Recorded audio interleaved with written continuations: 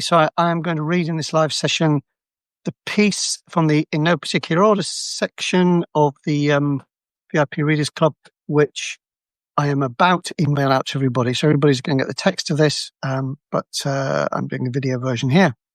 And this piece is called When Your Car Might Explode. I recall a recall and a craze.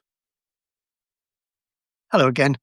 Some words in the English language, perhaps because they're rarely encountered in everyday life, have a chilling effect.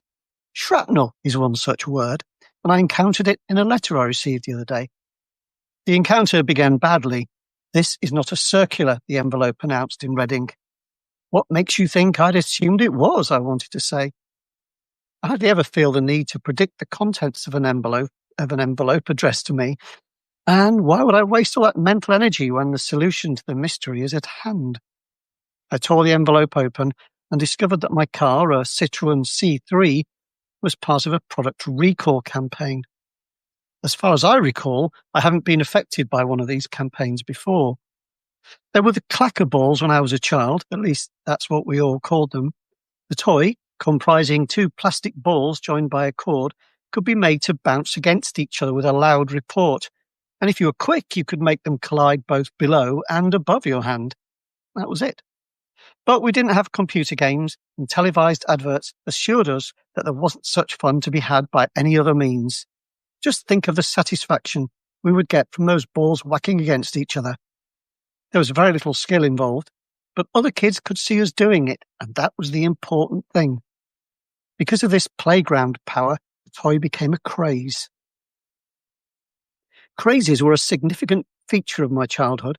Small plastic toys, many of them cheap and easily bought with pocket money from one of the small corner shops in our little town, would appear on the scene and draw admiring crowds. To be the first with a toy was a wonderful thing. To be a trendsetter, to start a craze, elevated a person to a legendary status. Come to think of it, nothing much has changed. Teenagers hunt in packs for the latest music, videos, gadgets, computer games, books, comics, fashions, and so on. Adults are no better. The online world and so-called social media has accelerated the race to acquire, to fit in with the tribe. Aside, I don't know who coined the term social media, but boy, were they wrong. Anti-social media would be closer to the mark. The rat race has always been with us, ever since one ancestor turned up to the hunting party brandishing a new weapon. "Oh, this," he said casually.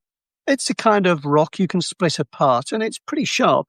I cut myself 6 times when I was making this, but gosh, it was worth it." A chorus of awed murmurs ran around the group. "What do you call it?" somebody piped up. The inventor shrugged modestly and said, "I named this deadly weapon in honor of my best friend." "What, Fred?" "No, his family name. Obviously, I mean, what are you, Neanderthals?" "Cool it, Barney," a few people muttered. "No need to get big-headed." But their wise words were lost in the clamour of the crowd. "Where did you find these special rocks? How did you make it? Is it hard to do? Show us, Barney, show us now. We've got to have it." Curtain falls. The power of the craze got us this far, and it still has its uses. At its best, it drives progress. At its worst, it leads to landfill. We've also developed the slightly more sophisticated craze of going without. Oh, you've quit smoking, you've given up booze, you've turned your back on junk food. The list goes on, and I can attest to that, believe me. I only have caffeine left, and although there are times when I wonder about even that, I refuse to give it up. It's as if the dopamine craving part of my mind cries, "For the love of God, leave me something." But back to the clackers. We tended to hold the toy chest height or even slightly higher, so when we'd mastered the art of whacking the balls together above your hand, the 2 solid lumps of hard plastic would smack against each other right in front of our eyes. It was only a matter of time before, somewhere in the world, the balls fractured in an explosive fashion, sending shards of plastic into a child's face. And so it proved. Many of us saw the TV reports, possibly on one of those consumer programs that were popular at the time, and the percussive clackers were put away. The corner shops, oh sorry, I missed a part. These sorts of cheap novelty items have all but disappeared. They pop up now and then and may continue to do so. Apps and online games have largely replaced them, welding kids to their phones night and day. The corner shops have gone, though. Occasionally, I'll come across a house that might well have been a shop. The large windows give it away. We live in one, and I'm sitting right now in the very same space where customers queued to buy their supplies. We pulled up the carpet a few years back and sanded the floor, but I only sanded it lightly. I didn't want to obliterate the marks that show where the counter stood, and also, worryingly, where there had clearly been a small fire on the floor, as if someone had dropped a lit oil lamp. Aside, keen readers of the Devonshire Mysteries will know that Dan Corrigan lives in the old shop.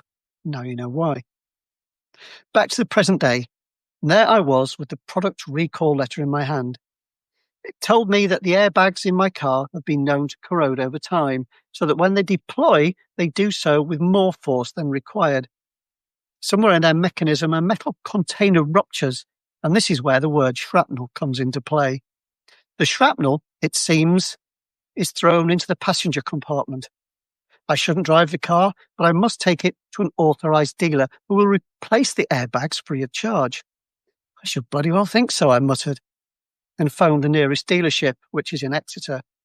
The appointment was made, and a couple of weeks later, I drove very, very carefully to Exeter.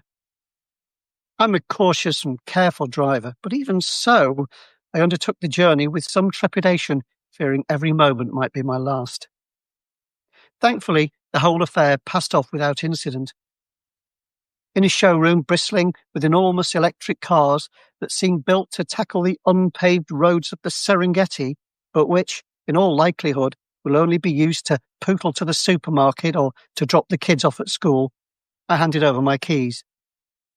A couple of hours later, I returned to the showroom and waited by the service counter, where I was studiously ignored for some time. By now, they had the measure of me, and they knew I wasn't going to give them a penny, never mind hand over the small fortune required to drive away in one of their gleaming van-sized cars. Still, it was poor service, and after a while it got under my skin. I didn't want to be there.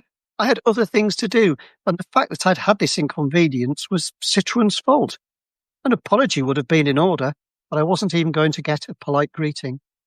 Hey, I wanted to say in a loud voice, startling the other customers and sweeping my arm toward the ranks of new cars. I was wondering, do all these cars explode too, or is it just mine? But I didn't say anything at all. I waited quietly and thanked the man when he finally acknowledged my existence and handed back the keys. The drive home, I'm pleased to report, was entirely shrapnel-free. Look after each other and take care, Mikey. That's the end of that piece, which is about to get emailed out on the VIP Readers Club. So I hope you got something out of it. I didn't make too much of a mess of reading it. It's always a little bit harder when you know it's live. But yeah, there it is. Kind of a piece made up from memory and real events.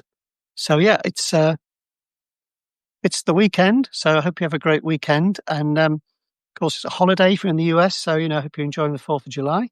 And elsewhere, I hope you're enjoying your day. I hope you're enjoying your Friday. Yeah, it's great to talk to you. Hopefully I'll do some more of these again. Take care, and I'll trace if I can work out how to stop this. Okay, bye. And I don't know how to stop.